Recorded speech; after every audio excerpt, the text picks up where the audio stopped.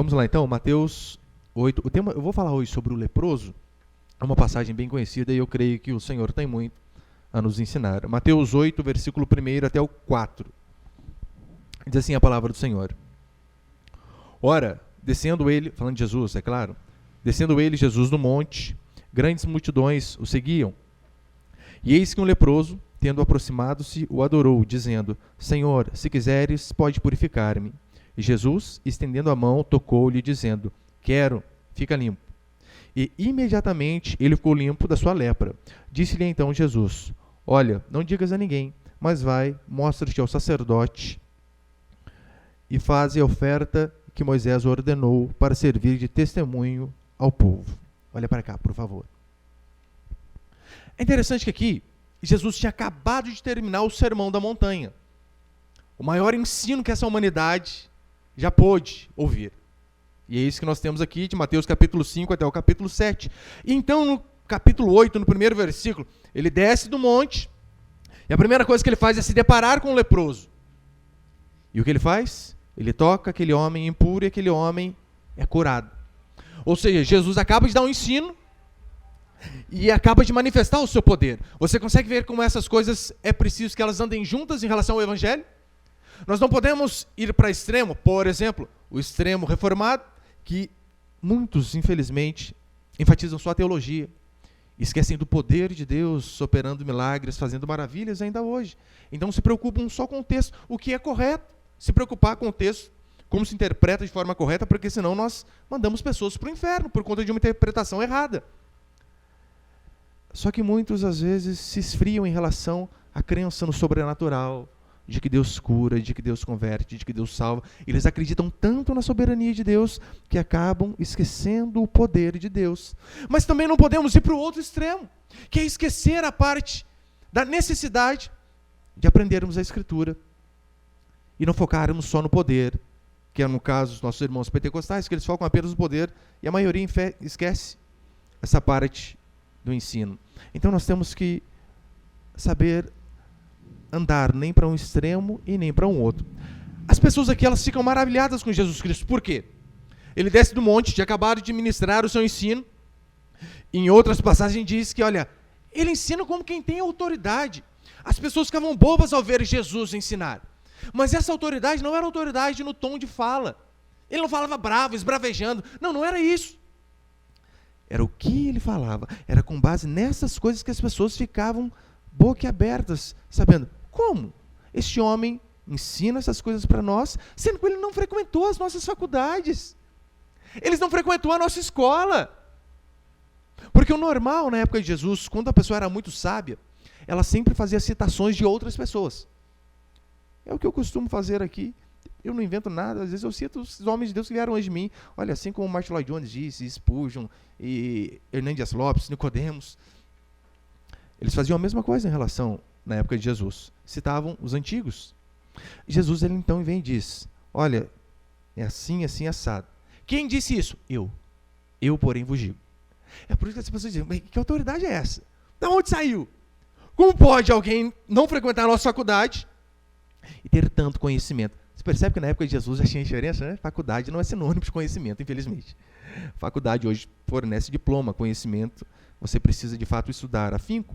E então diz no versículo 2 que ele encontra um leproso. E eis que um leproso, tendo aproximado-se, o adorou. Lepra no grego significa lepos, que de fato significa escamas. Sabe o peixe quando você vai arrancar as escamas lá? Era isso que era essa doença, incurável. Ela começava com uma dormência na pele, depois ela perdia a cor, depois ficava saliente, lustrosa, brilhosa, e à medida que a enfermidade se agravava, aquelas partes do corpo que estavam infectadas começavam a virar úlceras, tumores, feridas, a ponto de desfigurar por completo a pessoa. E a parte que mais desfigurava era o rosto. A pessoa ficava irreconhecível. Eu ia até colocar umas fotos aqui, só que eu não vou ter coragem de colocar para os irmãos ver, porque realmente é muito feio. É horrível, muito feio mesmo. Uma pessoa com lepra, cai a sobrancelha, cílios, dedos.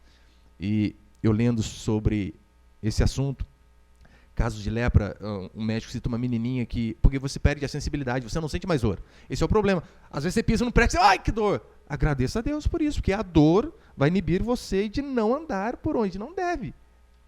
Só que a lepra, ela tira a sensibilidade. Então, a pessoa pode bater e você não sente. Aí está lá a menininha, o pai dela pensando que ela estava pintando a parede de vermelho, mas não era sangue. O dedo dela tinha caído, só como ela não sentiu dor, começou a pintar a parede com essa mãozinha.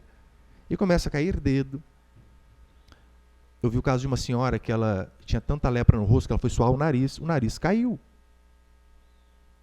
Desfigura, transforma a pessoa. Era algo terrível. Lembra quando a Bíblia fala sobre Jó, que Jó se coçava com cacos, uma pele toda purulenta? Alguns comentadores vão dizer que Jó tinha um tipo de lepra, ou algo bem parecido com lepra. Mas o pior não era a doença da pele. Sabe o que era o pior?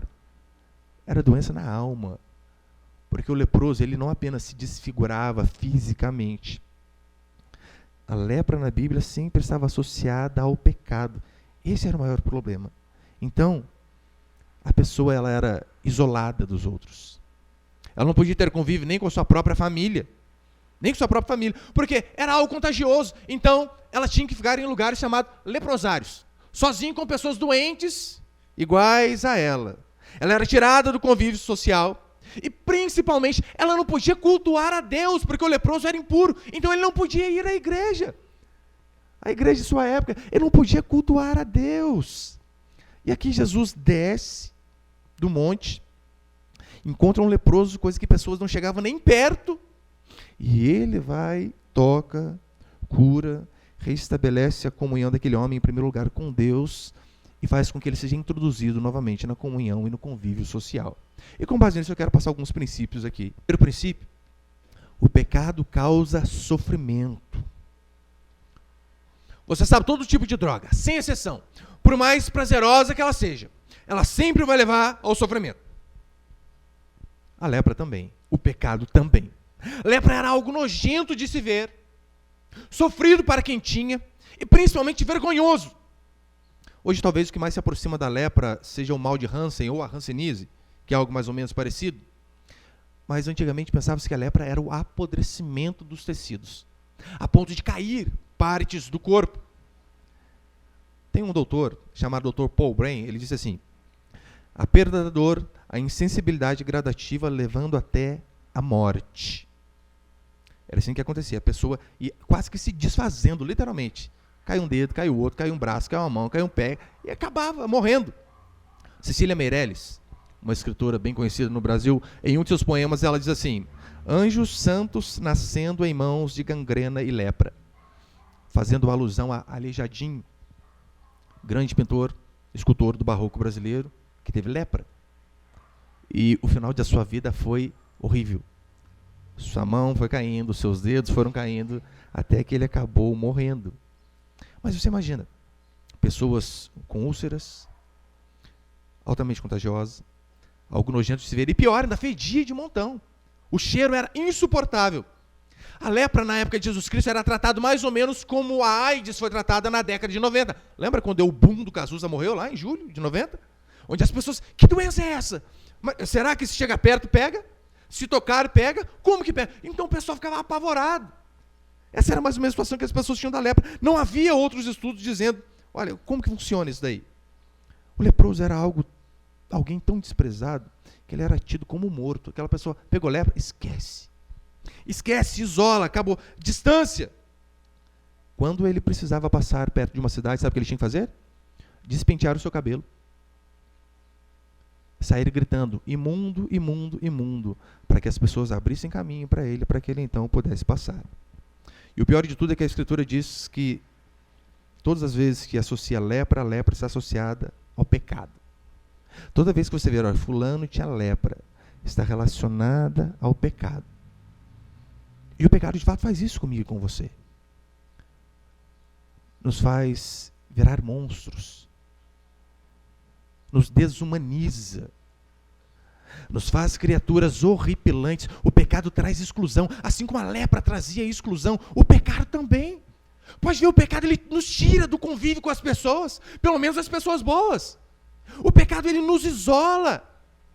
A principal característica da lepra é que tornava as pessoas cerimonialmente impuras, ou seja, ela perdia o contato com Deus. Não é isso que acontece quando pecamos?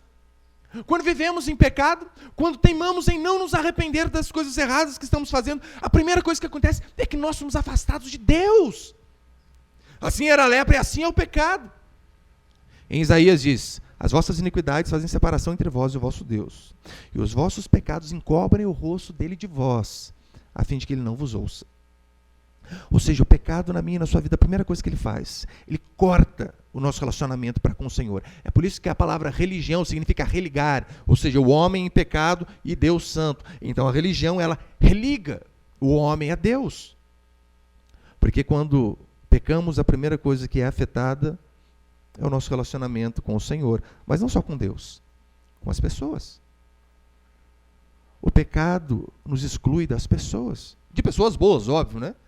Pessoas más são atraídas a cada dia mais. Veja o caso de um adúltero. Um adúltero, ele só consegue se aproximar de uma adúltera. Ao ponto de que pessoas que o amam de verdade vão ser afastadas com o adultério. O marido que trai a esposa, ele vai trair outra mulher, tão pecadora quanto ele. Mas as pessoas que de fato o amam vão estar sendo afastadas a cada dia. Não só o adultério, todos os tipos de relacionamento íntimo antes do casamento. A única coisa que faz é afastar as pessoas, por mais prazeroso que seja. Eu lembro uma vez, ler na revista uma reportagem, uma entrevista com aquela atriz Vera Fischer. Já está meio velha, né? Está quase velha a Fischer. Mas, antigamente, ela era muito bonita. Ela saiu com os homens mais bonitos desse Brasil. Pela mesma opinião da maioria das mulheres. Mas sabe o que é interessante? Uma frase que ela disse na reportagem da revista? Ela disse assim: olha, eu só queria ser amada. Ela tinha prazer, tinha companhia. Tinha os homens que as mulheres sonhavam. Mas ela disse: eu só queria ser amada. Ou seja, prazer seguido de solidão. Assim é o pecado. Ele sempre nos engana. O pecado, não apenas, ele nos isola, mas o pecado, ele traz humilhação. Você imagina um leproso, onde ele tem que atravessar de uma cidade para outra, e algumas pessoas estão ali no meio do caminho, ele tem que passar pelo vexame de se despentear e passar gritando: imundo, imundo, imundo, para que as pessoas saíssem de perto. Olha a humilhação. Convenhamos, o leproso, ele podia pecar no escondido, lá quietinho. Só que você percebeu que o pecado é sempre trazido à tona? Talvez o pecado dele foi lá, sem ninguém ver, sem seus filhos verem, sem sua esposa ver, sem seu pastor ver. Mas chegou uma hora que o Senhor colocou as claras, então ele precisava dizer: imundo, imundo, imundo, de forma que todos soubessem que ele era um pecador e que a ira de Deus estava sobre ele. Em Mateus 10, Jesus diz assim: nada oculto que não venha a ser revelado. O pecado pode ser oculto, mas cedo ou mais tarde pode ter certeza que ele vai ser revelado. E comigo, com você não é diferente, irmãos. Não é. Você não precisa, é claro, assim que Deus descobre o seu pecado, por conta de você não se arrepender, você não precisa sair por aí gritando imundo. Às vezes é humilhação, já que as pessoas sabem que você é imundo. Você não precisa nem dizer. Eu vi uma vez o fato de um padre, ele levou um notebook dele para uma palestra que ele estava dando. Ele tinha um probleminha oculto de pornografia na internet. Ninguém sabia, só ele. Ele está lá ministrando e o multimídia projetando as coisas atrás. De repente, passou um período lá que entrou na tela de descanso, muito tempo de inatividade, que começou a aparecer ali, só pornografia. E todas as pessoas que estavam ali assistindo a palestra viram. Imagina o vexame. Imagine a vergonha. Algo que talvez ele fez lá escondidinho, ninguém sabia. Mas de repente Deus de fato põe no outdoor, para que todos pudessem ver o seu pecado. Não tem como, meu irmão, você pode esconder os pecados das pessoas. Do Senhor não pode, porque o pecado sempre vai nos envergonhar. É por isso a necessidade de nos arrependermos o quanto antes. Em Romanos 6:21, Paulo vai dizer assim: naquele tempo, que resultado colhestes? Naquele tempo qual? O tempo de perdido, o tempo de ímpio. Naquele tempo, que resultado colhestes? Somente as coisas que agora vos envergonhais, porque o fim delas é a morte. Não é assim. O Senhor nos converte e nós estamos aqui firmes, graças ao Senhor. De repente, nós tivemos um passado terrível. que acontece? Lembramos e somos envergonhados. Relacionamentos passados que às vezes nos chegam à tona, e às vezes você há 10 anos casado, passa num lugar que está justamente a ex. A sua esposa é humilhada, ou o contrário também. O marido está lá, ele olha para o rapaz e puxa, ele deitou e rolou com a minha mulher. Deus me livre. Consegue ver a desgraça da vergonha que o pecado traz? Infelizmente, muitos de nós viemos aqui, meu irmão, com a quilometragem alta já rodada. Contamos com a misericórdia do Senhor. Mas que sejamos pelo menos um pouco sensatos para ensinar os nossos filhos o caminho correto, para que eles não possam passar toda essa vergonha e vexame que nós passamos. O pecado é assim. Ele traz humilhação, ele traz vergonha. O pecado, ele traz culpa. Porque o pecado faz isso também, ele nos acusa. Se você tem um pouquinho só de consciência, meu irmão, você vai uma coisa que você fica acusado. Na Idade Média, se eu não me engano, tinha uma das punições para um assassino, era a seguinte: ele era obrigado a carregar a pessoa que ele matou nas costas durante quilômetros, para depois ser preso. Para que ele pudesse de fato estar ali, ó, cara, que peso esse defunto. Foi eu que matei. Ele estava apenas carregando o fardo do seu próprio erro, do seu próprio pecado. Tinha uma organização criminosa nos Estados Unidos chamada KKK, não é risada, Ku Klux Klan. E eles exterminavam negros. Eu li um relato uma vez de um rapaz que ele foi absolvido de um julgamento, e depois de 36 anos, no leito da morte, ele chama sua esposa e diz assim: amor, eu preciso te confessar algo. A esposa, a primeira coisa que pensa, né? Cara, tem outra família, só pode, cafajeste sem vergonha. Preciso te confessar algo. Ele chama a esposa dele 36 anos depois e diz assim: olha, lembra aquele julgamento que eu fui inocentado de ter matado aquele negro? Sim, eu não tinha provas contra você. Os juízes, eles não condenaram você, eles absolveram. Então, eu matei aquele rapaz. Os juízes não descobriram, a polícia não descobriu, mas eu matei. 36 anos de uma culpa na sua consciência que não o deixava dormir. É assim que o pecado faz, ele nos culpa o tempo todo, seja de um homicídio, seja de um aborto. Quantas mulheres hoje em dia, né, estão lutando pelo aborto, pelo direito do quê? De matar crianças indefesas. Mas imagina só, não sei se é o caso de alguém, mas, cara, eu já vi testemunho de pessoas que de fato se converteram depois, mulheres que abortaram, ou que indicaram o aborto para outras pessoas. Arrasada! Porque uma coisa é você matar um marmanjo, errado do mesmo jeito. Mas você lutou com ele, luta corporal, sei lá, deu um tiro, uma facada. Ele podia se defender. Agora imagine uma mulher saber que eu matei uma criança que ela não tinha a mínima possibilidade de defesa. Imagine a culpa, a angústia. Se não é Deus para tirar essa culpa, essa pessoa está perdida. Uma vez um amigo da época de quartel, ele me dizia que ele tinha a esposa dele e tinha o caixa 2, né? O caixa 2 sabe o que é, né? O extra. E, por vezes, ele mentia que estava de serviço para ir para a casa da outra. Às vezes ele ia para o serviço, quando realmente estava de serviço, e falava assim: meu filho está doente, o filho de verdade. O oficial de dia liberava ele ia para a casa da outra, porque a mulher estava pensando que ele estava de serviço. E eu falava para ele: mas e aí, quando você chega em casa, como que é? E ele era ímpio. Puxa, é uma angústia. Eu vi minha esposa, minha filhinha, e saber tudo que eu fiz de errado nessa noite. Terrível. O pecado culpa, nos constrange, isola a mim e a você. Além do mais, o pecado também, você sabia que é algo contagioso? Porque a lepra era contagiosa. Levítico 13 diz que a lepra é algo contagioso, podia pegar as pessoas. Pode perceber, às vezes estamos numa roda lá, algo bem banal. Está todo mundo tranquilo. De repente, um boceja. Já vira quase uma reação em cadeia, né? Deus do céu, até lágrima do olho. A lepra era contagiosa. Pegava nos outros da mesma forma que o pecado. Só um exemplo. A amargura. Primeiro que a amargura é pecado. Pessoas rancorosas que não perdoam, que vivem ranzinhas, é pecado. E você percebeu que pessoas amarguradas amargam as pessoas que estão à sua volta?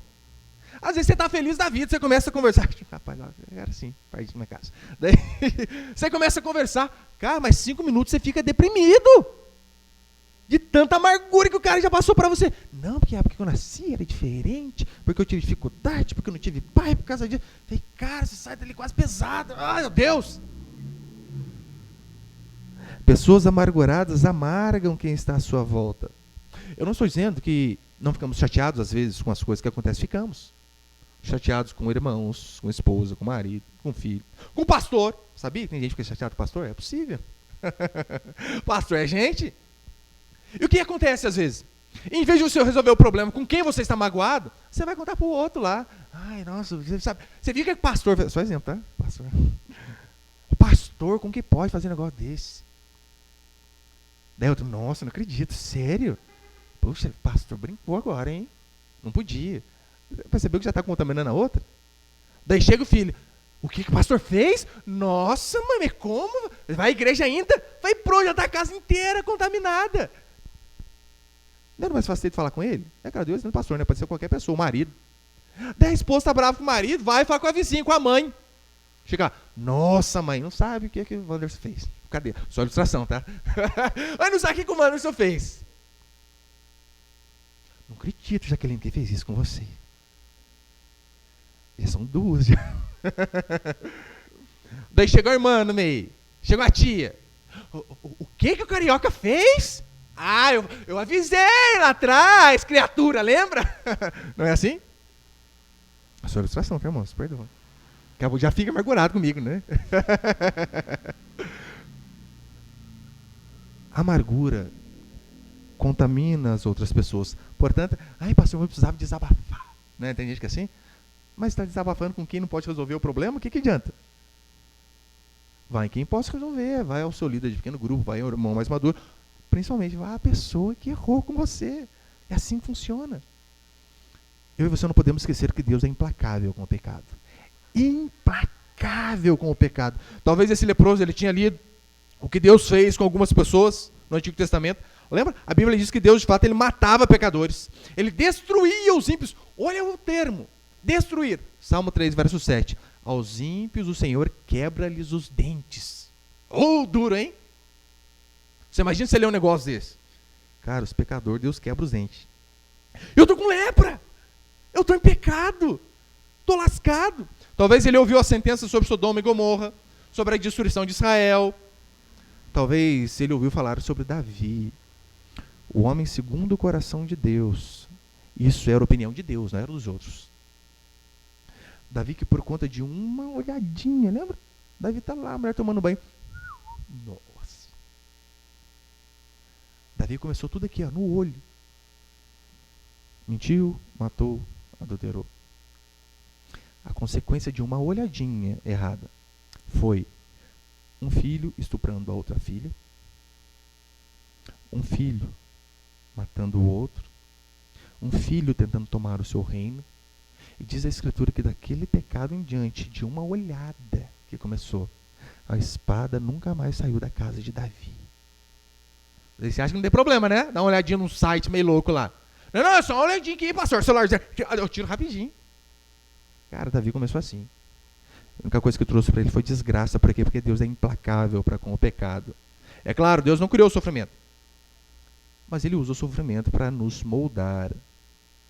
E a boa notícia que eu tenho para você é que se você é filho de Deus e teme ficar no pecado, prepara o lombo, que a lâmpada vai doer. Pastor, que boa notícia que é essa? E é assim que Deus trata os filhos. Não é assim que você trata os seus? Você vê, se você tem 2 ou mais, um irmão batendo no outro. O que você faz?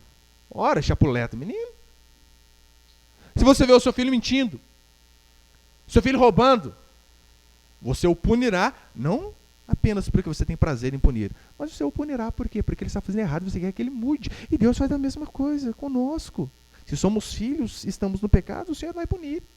E você vê a Bíblia dizendo várias vezes que Deus punia o povo. Sabe o que ele fazia? Tacava a lepra. Tacava a lepra. Foi assim com Miriam. Diz a Escritura que Miriam se rebelou contra o seu líder, Moisés, que era irmão dela. Se rebelou.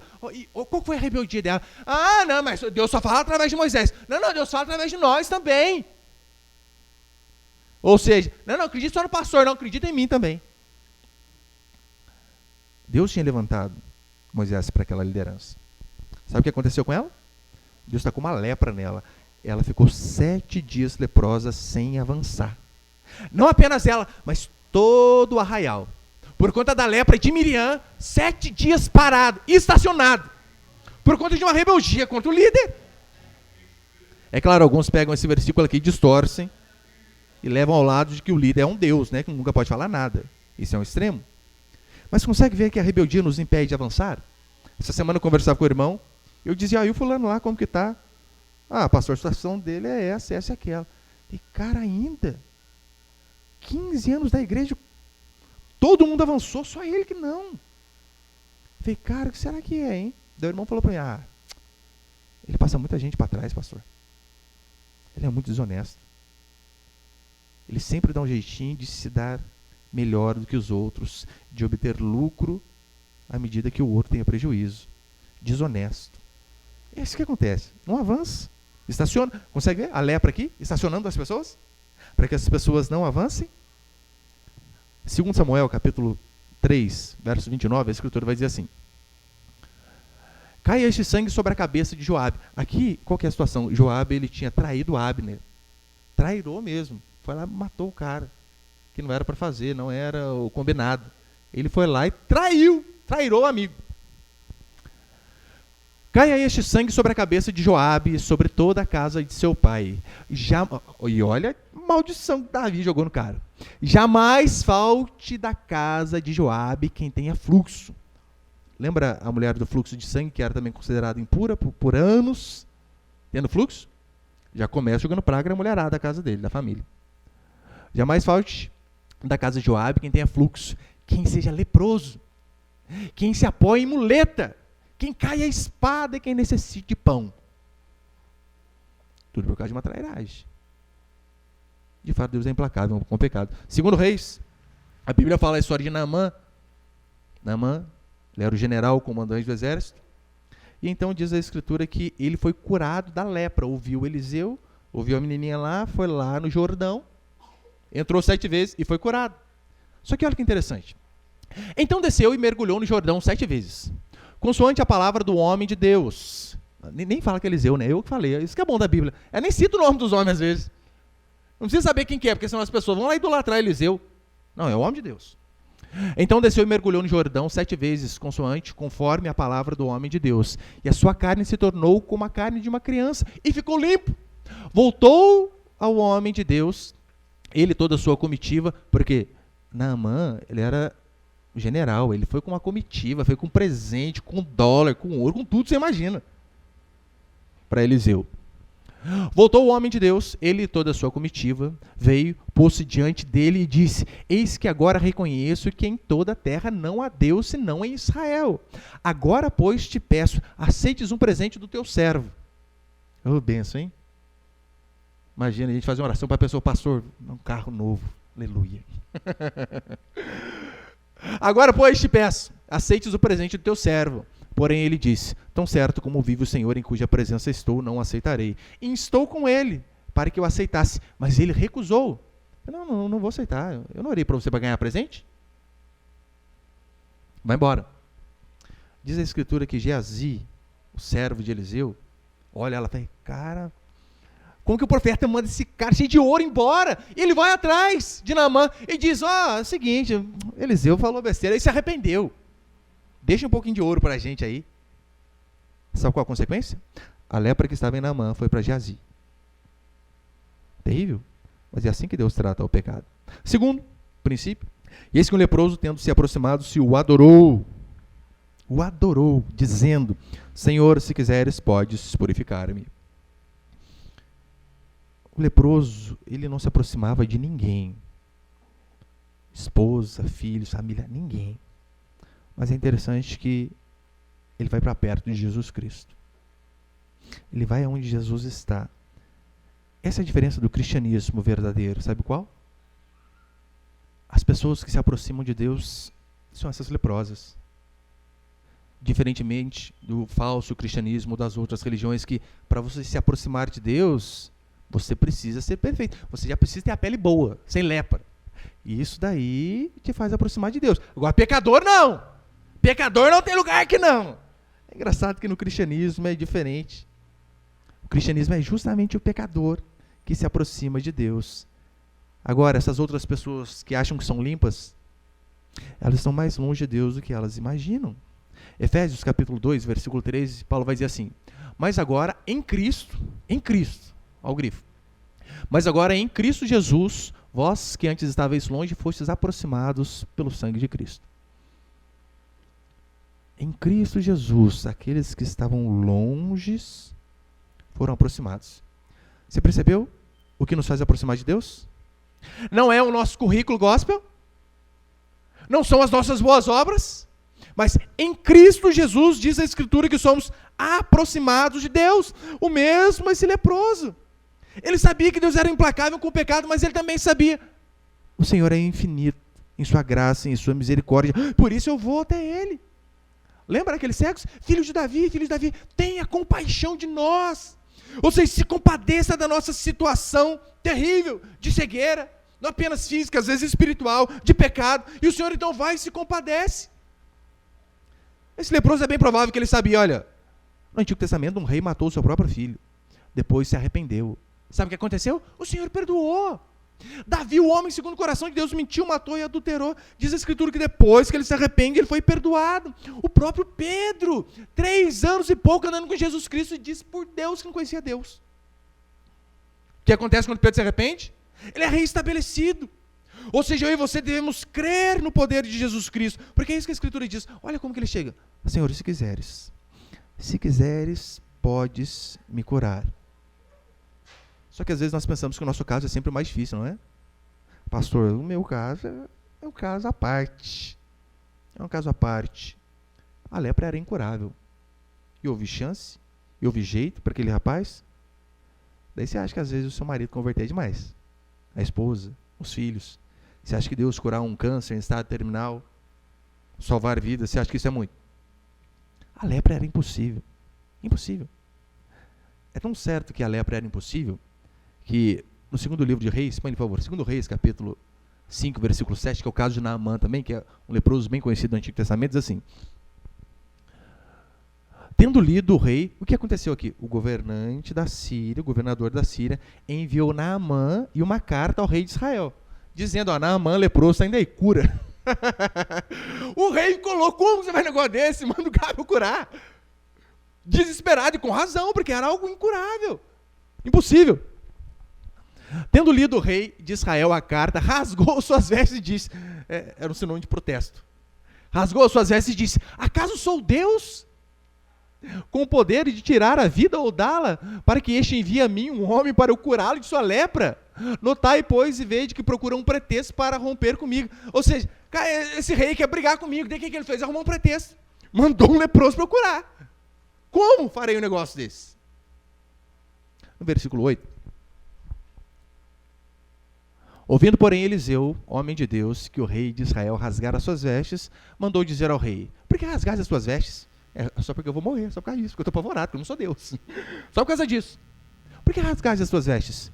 Deixa eu ver a mim, e saberá que há profeta em Israel. Não se apavora não, deixa ele vir aqui. E ele vai ver que há profeta em Israel, que há um Deus em Israel. E de fato, ele é curado depois disso daí. Os rabinos acreditavam que a cura de uma lepra era algo mais ou menos parecido com a ressurreição de morto. Impossível, impossível. Só Deus podia fazer. Ou seja, só eu e você queremos de fato ver o Senhor fazendo coisas em nossa vida, precisamos nos aproximar dele com fé. Em Lucas 4 diz que havia muitos leprosos em Israel, mas só Naamã foi purificado. Várias pessoas padecendo de pecado da mesma enfermidade. Só Naamã foi curado. Por quê? Não será porque Naamã foi o único que se aproximou com fé do Senhor? Que ele precisava ter fé para acreditar: olha, eu vou lá e o Senhor vai me curar. É preciso fé. Imagina Noé, quando Deus fala para ele: Noé, faz o seguinte, já faz um barco grande, faz um Titanic da época aí, pega os bichos, põe tudo dentro, porque vai chover e vai inundar tudo. Daí Noé: tá, o que é chuva, Senhor? Não há relatos de chuva antes do dilúvio. Alguns especialistas acreditam que a terra era regada por baixo.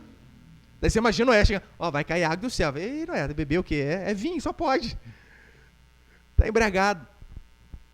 Ele precisou de fé para acreditar no Senhor. Assim como só Deus podia curar a lepra, meu irmão e minha irmã, só Ele pode libertar a mim e a você do pecado. Apenas Ele. É por isso que em Mateus 1:21 fala, olha, e ela dará a luz, falando a respeito de Maria, e lhe porás o nome de Jesus, porque Ele salvará o seu povo dos pecados deles. Apenas Jesus Cristo pode nos libertar do pecado. E talvez você está aqui, e mesmo dentro da igreja, você tenha um pecado que te acompanha uma vida toda. Isso é terrível, você não consegue se libertar. Às vezes é um vício, é uma desonestidade, é uma imoralidade, infidelidade. Tem pessoas que às vezes, andam um tempo certo, mas acabam caindo de novo. Não consegue. Talvez a cura do seu pecado está diante de você, assim como estava diante de Naamã. E você que não percebe. Sabe qual foi a diferença? Por que Naamã foi o único que foi curado? Porque ele creu no que uma criada falou. A Bíblia, você tem o nome da moça. Diz que Naamã está lá, Naamã, general, um monte de coisa, com a sua armadura para lá para cá. E de repente a empregada da casa, a criada, diz assim, se você conhecesse a minha terra, lá tem um profeta que ora e o negócio acontece, o Deus dele é fabuloso. Ele dá ouvidos àquela mulher, aquela criada, que a Bíblia não cita nem o nome dela. Imagina quando a gente chegar no céu. Eu quero saber quem é a criada. Tem nome essa criatura, gente. Ela então indica o Deus que pode fazer o milagre. E o pior, Naamã vai, ele chega na casa de Eliseu, imagina só, cara, você é general, daí você vai lá, cara, o que esse empregado está falando para mim, meu Deus? Mas eu vou lá, né, fazer o que? Estou lascado já. Pega toda uma comitiva, pega ouros, pega tudo, vai com a sua armadura, com as suas medalhas. E ele então chega no portão da casa do profeta. O profeta nem sai para atender.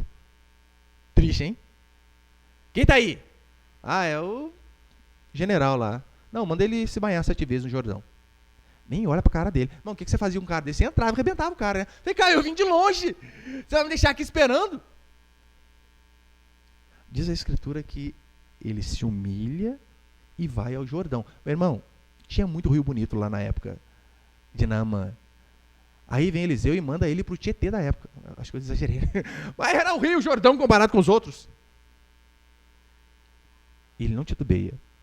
Ele vai 7 vezes se banha. Você imagina?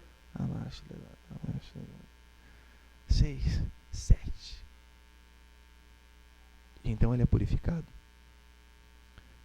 Essa atitude de Naamã foi a mesma atitude que esse leproso de Mateus 8 teve. De se humilhar diante daquele que pode curar, libertar, transformar. Em Lucas 5 diz que ele, prostrando o rosto em terra, suplicou. Olha como ele diz. Ele cai com a boca no pó e suplica. Se o Senhor quiser, o Senhor pode me curar. Às vezes nós não vemos o Senhor fazendo grandes coisas em nossas vidas, sabe por quê? Falta humildade. Falta nos humilharmos. Mas queremos chegar diante do Senhor e apresentar: Senhor, olha, com base no que eu fiz, eu sou digno de receber tal coisa. Então faz. Esse homem, ele teve o coração humilde e se humilhou. Então, Jesus Cristo, movido por compaixão. O que é compaixão? É você, de fato, ter piedade e dó de uma pessoa em um estado deplorável, desprezível. Isso é compaixão. Todos nós precisamos da compaixão de Deus. Sem exceção, sem exceção. A Escritura diz que imediatamente ele ficou limpo. Foi purificada a sua lepra. Seus olhos, sobrancelhas, membros, a parte interna voltou a funcionar. Ele foi reestabelecido a sua vida social. Depois de ter contato de novo com as pessoas, porque Jesus diz: vai e mostra-te ao sacerdote. Ou seja, pode entrar de novo no convívio com as pessoas aí. Você está purificado porque você se humilhou. Mas a principal restauração que ele teve foi a restauração com Deus. Agora ele podia de novo ter contato com o Pai. Com base no que ele fez? Óbvio que não. Com base naquilo que Cristo fez. Ou seja, apenas Jesus Cristo pode reestabelecer a comunhão de pecadores, leprosos, contaminados, perdidos como nós, com o Pai. É por isso que ele, sendo Deus, ele pega na mão de Deus, e ele, sendo homem, ele pega na mão do homem, para que só ele faça essa ligação. Apenas ele pode, de fato, religar o homem a Deus. Eu vim falar para você, meu irmão, minha irmã, esse leproso é o nosso retrato. Eu não estou falando dele, eu estou falando de nós. É o retrato de quem nós somos depois que fomos contaminados pelo pecado. O pecado desfigurou a mim e a você, ainda que a sua aparência possa não estar desfigurada por fora. Mas o que a Bíblia diz é que o nosso homem interior, por conta do pecado, foi todo corrompido. E a prova disso, sabe qual é? Que os nossos olhos sadios, por vezes, colocamos ele em lugares que não é propício. Como a Escritura diz, olha, farei uma aliança com os meus olhos de não colocá-los em outra donzela. Quantos homens às vezes não se perdem naquela olhadinha? Precisam ser restaurados. As mãos e os dedos nossos que aparentemente são inteiros, sem defeitos, mas tem o hábito de sempre apontar o erro dos outros e nunca conseguir ver o seu. A nossa boca que por vezes é rápida, não para elogiar, mas para falar palavras que desmotivam, palavras baixas, palavras que trazem confusão. Os nossos pés, quantas vezes, defeituosos, porque em vez de corrermos para Deus, corremos para o caminho oposto, para longe de Deus, para o pecado, para a bebedeira, para o vício, para a imoralidade, para a pornografia. Quantas vezes a nossa mente corrompida pela lepra do pecado é cheia de maus pensamentos, que para Deus é pecado do mesmo jeito, aquilo que passa na nossa mente. Quantas vezes o nosso coração corrompido por maus desejos, invejas, e um coração que muitas vezes tira Deus do centro e coloca-se a si mesmo. Isso é um pecado terrível. O seu coração ele tem um trono, e você não pode reinar, porque a partir do momento que você senta no trono do seu coração e você acha que você é o Senhor da sua vida, significa que Deus não tem lugar. E você precisamos dar lugar a Ele. Portanto, se você quer ser liberto, transformado, talvez de um pecado que você não consegue se libertar há anos. Olha, eu já vi ao longo dessa caminhada muitas pessoas que eu via, crentes de verdade, mas com uma dificuldade danada com vício, com mentira, com imoralidade. Precisa do poder de Deus, óbvio que precisa. Talvez você é mais ou menos o estilo de Naamã. Naamã, ele tinha uma armadura maravilhosa. Pô, ele era o general, era o comandante, era a melhor armadura da época. Só que por dentro ele era todo podre. Ou seja, as pessoas viam ele, bravo guerreiro Naamã, nosso comandante. Mas quando ele chegava na sua casa e que ele tirava aquele peitoral, tirava aquela ombreira, tirava o elmo, tirava o capacete, só ele sabia o quão leproso e pecador ele era. Assim que muitas vezes nós somos. Diante das pessoas temos uma armadura, mas só nós conhecemos como somos por dentro. Quando colocamos a cabeça lá no travesseiro, e às vezes o cônjuge do lado, os filhos dormindo, e a consciência começa a pesar. Puxa, como eu tenho sido infiel, como eu tenho sido falho, como eu tenho traído a coragem e a confiança daquelas pessoas que acreditam em mim. Você pode esconder dos outros, meu irmão e minha irmã. Do Senhor nós não podemos esconder nada, jamais. Todavia não há problemas que o Senhor não tenha o poder para resolver. Não há pecado que o Senhor não possa libertar. Não há doença que o Senhor não possa curar. Ele fez na vida desse leproso. Diz a Escritura que ele foi tocado e imediatamente ele ficou limpo. Para mostrar que todas as vezes que nós nos humilhamos, nós chegamos diante do Senhor, confessamos os nossos pecados, como João diz. Se confessarmos os nossos pecados, Ele, o Senhor, Ele é fiel e justo para nos perdoar os pecados e nos purificar de toda injustiça. Toda vez que nós chegamos com esse coração diante do Senhor, não há pecado que o sangue de Jesus não lave. Não há impossíveis que o poder de Deus não faça. Basta que nós nos aproximemos de Jesus com humilhação, reconhecendo que nós não temos o poder. Com humildade, de que nós precisamos de ajuda. E com um coração arrependido. E assim como Ele fez na vida desse leproso, vai fazer na minha e na sua vida também. Amém, meus irmãos? Você pode...